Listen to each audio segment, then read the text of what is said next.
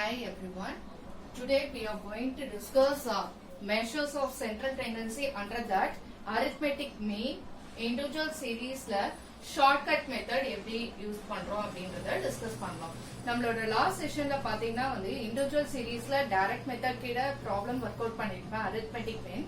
So இன்னைக்கு நம்ம செஷன்ல இண்டிவிஜுவல் சீரீஸ் கிட்ட ஷார்ட்கட் மெத்தட் மூலமா எப்படி அரித்மெட்டிக் மீன் கால்குலேட் பண்ணோம் அப்படின்றத டிஸ்கஸ் பண்ணோம். சோ அதோட ஃபார்முலா ஃபர்ஸ்ட் என்ன அப்படின்னு பாத்தீங்கன்னா bar x is equal to a plus summation d by n. Okay, so first bar x என்றது arithmetic mean and a அப்படின்றது என்ன அப்படின்னு பார்க்கும்போது assumed mean தான் நம்ம capital letter A ன்னு சொல்றோம். assumed mean and then summation already நான் சொல்லிருக்கேன் total தான் நம்ம summation சொல்றோம். so d அப்படின்னு பாத்தீங்கன்னா d is equal to x minus a. so d என்றது deviations அப்படின்னு சொல்லுவோம்.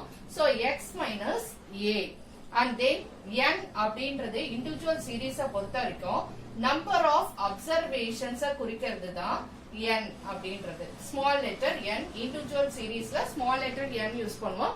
discrete continuous seriesல நம்ம capital letter n யூஸ் பண்ணுவோம். so இங்க n ன்றது number of observations, அங்க n ன்றது summation f frequency ஓட டோட்டலை ரெஃபர் பண்றோம். சோ ஆக மொத்தம் நம்ம இன்னைக்கு டிஸ்கஸ் பண்ண போறது என்னன்னா இண்டிவிஜுவல் சீரிஸ் கீழ ஷார்ட்கட் மெத்தட்ல எப்படி அரித்மெட்டிக் மீனை கால்குலேட் பண்றது அப்படின்றத டிஸ்கஸ் பண்ணோம். சோ எதுக்காக ஷார்ட்கட் மெத்தட் நம்ம அப்ளை பண்றோம் அப்படின்னு பாத்தீங்கன்னா சோ இப்ப டைரக்ட் மெத்தட்னா ஒரு சிம்பிள் ரேஞ்ச் ஆஃப் வேல்யூஸ் நம்மளுக்கு கொடுக்கும்போது நம்ம டைரக்ட் மெத்தடே அப்ளை பண்ணி யூஸ் பண்ணிக்கலாம். Like single digit numbers 3 and then 5 and then 7 இந்த மாதிரி கொடுக்கும்போது நம்ம ஈஸியா டைரக்ட் மெத்தட அப்ளை பண்ணிக்கலாம். whenever நம்மளோட ரேஞ்ச் ஆஃப் வேல்யூஸ் ஹையரா போகும்போது குறிப்பாக like if they are giving 68 or more than 100 like 102 135 so இந்த மாதிரி 137 like range of values இந்த மாதிரி கொடுக்கும்போது so there we cannot calculate using direct method ன்றதனால we are applying the shortcut method. so direct method shortcut method க்கு ஒரு simple difference தான். shortcut methodல assumed mean ன்னு ஒன்னு எடுப்போம் and deviations ஒன்னு இருக்கு. so நம்மளோட ஃபார்முலால சோ அதுதான் நம்ம இங்க யூட்டிலைஸ் பண்ற ஒரு டிஃபரன்ஸ். assumed mean ஒன்னு கண்டு வரோம் and deviations ஒன்னு x minus a ன்னு கொண்டு வரோம். சோ எதுக்காக ஷார்ட்கட் மெத்தட் பயன்படுத்துறோம்னா சோ டைரக்ட் மெத்தட்ல simple range of values na we can find out. whenever range of values is going more difficult to calculate we are applying the shortcut method. So அதுல ஒரு problem இன்னைக்கு shortcut method மூலமா எப்படி arithmetic மீன் calculate பண்ணலாம் அப்படின்றத discuss பண்ணோம் இன்னைக்கு செஷன்ல. So நம்மளோட क्वेश्चन பாத்தீங்கன்னா x range of values individual seriesனாலே they will be giving the x range of values. calculate arithmetic mean. sometimes in question itself they will be mentioning using a shortcut method அப்படின்னு mention பண்ணிருப்பாங்க. so using shortcut method na very well you can go with this formula. so நம்மளோட question calculate arithmetic mean am கொடுத்திருப்பாங்க for the following set of observations for the following data இப்படி கொடுப்பாங்க நம்மளோட questionல. so first நம்மளோட question என்னன்னு பாக்கும்போது they have given 48 comma and then 40 comma 50 and then 55 78 and then 58 60 comma 73 and then 35 comma 43 and 48. so this is the individual series oda detailed data இதுதான் range of values இதுதான். so first நம்ம sum பார்த்தோனே அது individual discrete continuous and கண்டுபிடிச்சணும். so இந்த sum பாத்தீங்கன்னா இந்த மாதிரி range of value series கொடுத்தாங்கனாலே அது individual series கீழ தான் வருது. so இதை எப்படி நம்ம shortcut methodல அப்ளை பண்றது அப்படிங்கறத பாப்போம். so first நம்மளோட ஃபார்முலா என்னன்னா arithmetic mean am is equal to bar x a plus summation d by n. ஓகேங்களா.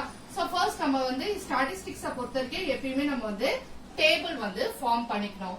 சோ ஃபர்ஸ்ட் என்னோட சொல்யூஷனை நான் ஆரம்பிக்கிறேன். So first we have to write the questionல இருக்கக்கூடிய detail. So 40 50 55, 78, 58, and then 60, 73, 35, 43, 48. Next என்ன பண்ணணும், நம்மளோட ஃபார்முலால என்னென்னலாம் ரெக்வயர்டுன்றத பார்க்கணும். சோ நம்மளோட ஃபார்முலாவை பொறுத்த வரைக்கும் நெக்ஸ்ட் ஸ்டெப் என்னன்னா நமக்கு அசியூம்டு மீன் தேவை. ஓகேங்களா, ஏன்றது அசியூம்டு மீன். இந்த ரேஞ்ச் ஆஃப் வேல்யூஸ்ல ஏதாவது ஒரு வேல்யூவை வந்து நம்ம என்ன பண்ணலாம், அசியூம்டு மீனா எடுத்துக்கலாம். ஏதோ ஒரு வேல்யூ, எந்த வேல்யூ எடுத்தாலும் ஓகே. சோ இதுல வந்து எந்த வேல்யூஸ் வந்து நம்ம வந்து ஏதாவது ஒரு வேல்யூவை அசியூம்டு மீனா எடுத்துக்கலாம். சோ நான் வந்து 50 அசியூம்டு மீனா என்னோட அசியூம்டு மீனா எடுத்துக்கிறேன். சோ நெக்ஸ்ட் நான் என்ன பண்ணுவோம், இந்த d நான் வந்து கால்குலேட் பண்ணணும். சோ இந்த d யோட ஃபார்முலா என்ன, d is equal to x minus a. ஓகேங்களா, so d is equal to x minus a எனக்கு தெரியணும். ஓகேங்களா, இந்த xன்றது என்னன்னா இந்த ரேஞ்ச் ஆஃப் வேல்யூஸ் கொடுத்திருக்காங்க, அதுதான் நம்மளோட x. a அப்படின்றது 50. ஓகேங்களா, சோ 40 minus 50 minus 10. 50 minus 50 0. நம்மளோட assumed mean வந்து 50. 55 minus 50 வந்து 5. 78 minus 50 வந்து 28. 58 minus 50 பாத்தீங்கன்னா 8. 60 minus 50 10. 73 minus 50 23. And then 35 minus 50 minus 15. 43 minus 50 minus 7. 48 minus 50 minus 2. So இப்படிதான் நம்மளோட d வந்து கால்குலேட் பண்ணும். So d எப்படி கால்குலேட் பண்ணிருக்கோம், x minus a போட்டிருக்கோம். x ன்றது இது நம்மளோட ரேஞ்ச் ஆஃப் வேல்யூஸ் அவங்க கொடுத்திருக்கிறது. a ன்றது assumed mean.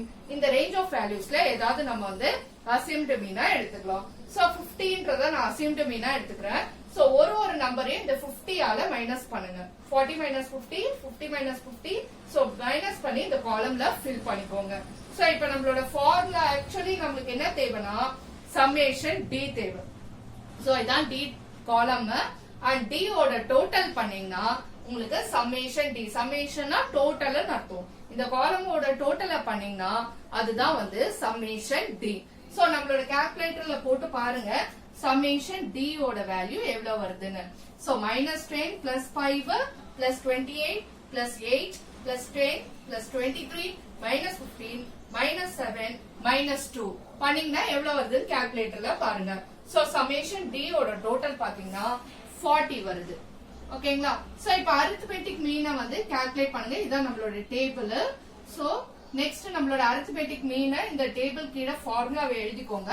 சோ நான் இந்த சைடுல எழுதுறேன். So arithmetic mean bar x is equal to a எவ்வளவு நம்மளது assumed mean we have kept as 50. ஓகேங்களா, and then summation d நம்ம எவ்வளவு கால்குலேட் பண்ணி வச்சிருக்கோம், 14 கால்குலேட் பண்ணிருக்கோம்.